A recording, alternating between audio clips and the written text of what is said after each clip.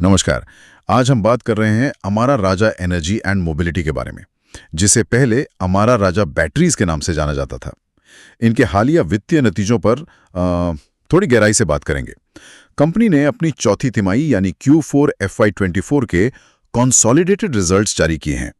और हाँ, एक बात और, नतीजों के साथ ₹5.20 प्रति शेयर का डिविडेंड भी अनाउंस हुआ है। लेकिन बोनस या स्टॉक स्प्लिट वैसी कोई घोषणा नहीं है। तो चलिए हम सीधे नतीजों को ही देखते हैं। तो सबसे पहले इनकम यानी आय को देखते हैं। सारे आंकड़े करोड़ रुपए में हैं। Q4 में कुल आय रही करीब 3085 करोड़ रुपए। अच्छा। साल दर साल देखें, मतलब पिछले साल की इसी तिमाही से तुलना करें तो 2900 करोड़ से बढ़कर ये लगभग 2.5-3% ज्यादा है। हाँ, मामूली बढ़ोतरी है साल दर साल। लेकिन पिछली तिमाही यानी Q3 से देखें तो वहां 3307 करोड़ थी। हाँ। और अब 3085 करोड़। तो यहां तो करीब 12% की गिरावट है। ये तो तिमाही दर तिमाही काफी बड़ा अंतर है। बिल्कुल, ये पॉइंट नोट करने वाला है। मतलब सालाना आधार पर तो ठीक है, थोड़ी ग्रोथ है, पर ये जो QOQ मतलब तिमाही दर तिमाही 12% की गिरावट आई है आय में, ये वाकई सोचने वाली बात है। देखना होगा कि इसके पीछे क्या कारण रहे। क्या ये कोई सीजनल चीज है या कुछ और? सही बात है। अच्छा, आय की बात तो ये हो गई। अब जरा खर्चों पर आते हैं। यहां भी देखिए, सालाना आधार पर खर्चे बढ़े हैं। पिछले साल Q4 में 2600 करोड़ थे, जो इस बार बढ़कर 2873 करोड़ हो गए। ओह, मतलब खर्चे जो हैं वो आय की बढ़ोतरी की रफ्तार से ज्यादा तेजी से बढ़ गए। हाँ, ये अक्सर चिंता का विषय होता है जब खर्चे इनकम से ज्यादा तेजी से बढ़ें।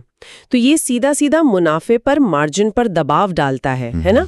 बिल्कुल। हो सकता है रॉ मटेरियल कॉस्ट बढ़ी हो, या फिर कंपनी अपने वो जो नए एनर्जी बिजनेस में निवेश कर रही है, शायद उसका असर हो। हाँ, हो सकता है। और तिमाही आधार पर देखें तो जैसे आय कम हुई Q3 से, वैसे ही खर्चे भी पिछली तिमाही के 3009 करोड़ से घटकर 2873 करोड़ हुए। ठीक है, तो QOQ आय गिरी तो खर्चे भी गिरे, लेकिन ये जो YOY खर्चों का बढ़ना है वो जरूर मार्जिन पर असर डालेगा। और वो असर मुनाफे यानी नेट प्रॉफिट आफ्टर टैक्स पर बिल्कुल साफ दिख रहा है। पिछले साल Q4 में प्रॉफिट था 229 करोड़ रुपए, जी, जो इस बार घटकर सिर्फ 161 करोड़ रह गया है। ओ, ये तो काफी बड़ी गिरावट है। और पिछली तिमाही मतलब Q3 में 298 करोड़ का मुनाफा था। हाँ, Q3 तो काफी अच्छा था। वहां से भी ये गिरकर सीधा 161 करोड़ पे आ गया है। मतलब सालाना और तिमाही दोनों ही तरफ से भारी गिरावट। हाँ बिल्कुल, ये सालाना और तिमाही दोनों ही बेसिस पर प्रॉफिट में बहुत तेज गिरावट है, और इसका सीधा असर फिर EPS यानी अर्निंग्स पर शेयर पर भी पड़ा होगा। सही कहा।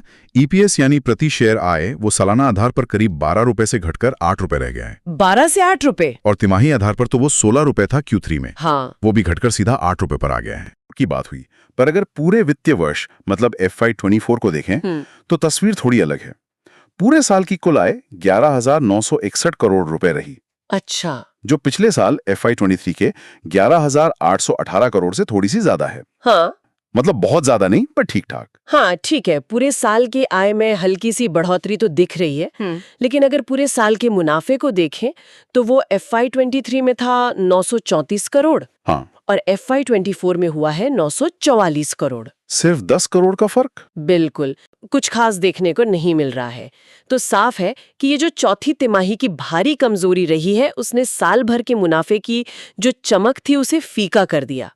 वृद्धि तो हुई, पर बस नाम मात्र की। तो कुल मिलाकर देखें तो अमारा राजा एनर्जी के Q4 नतीजे थोड़े कमजोर रहे, खासकर मुनाफा और EPS में जो सालाना और तिमाही दोनों आधार पर भारी गिरावट है, वो चिंताजनक है। जी हाँ। हालांकि कंपनी ने डिविडेंड की घोषणा की है और पूरे साल की आय में मामूली वृद्धि है, ये कुछ सकारात्मक पहलू कह सकते हैं। नतीजों के आधार पर शेयर पर थोड़ा दबाव बनने की आशंका जताई थी। निश्चित रूप से। नतीजे थोड़े मिले जुले से हैं, पर Q4 की परफॉर्मेंस काफी नीचे है। अब यहाँ सोचने वाली बात यह है कि जब पूरे साल की आय में थोड़ी बढ़ोतरी हुई भी, तो सिर्फ चौथी तिमाही में ही मुनाफे में इतनी तेज गिरावट क्यों आई? हाँ, ये सवाल तो है। क्या ये सिर्फ एक तिमाही की कोई खास बात है, कोई वन ऑफ चीज या मौसमी असर, या फिर लागत नियंत्रण में कोई गहरी समस्या उभर रही है जिसका असर आगे भी दिख सकता है? ये एक ऐसा सवाल है जिस पर मुझे लगता है आगे नजर रखना जरूरी होगा। Thanks Alina and Gautam for your information. अगर आपको हमारे एक्सपर्ट की एडवाइस सही लगी तो वीडियो को लाइक एंड शेयर कर दीजिए, साथ ही साथ चैनल को दोस्तों सब्सक्राइब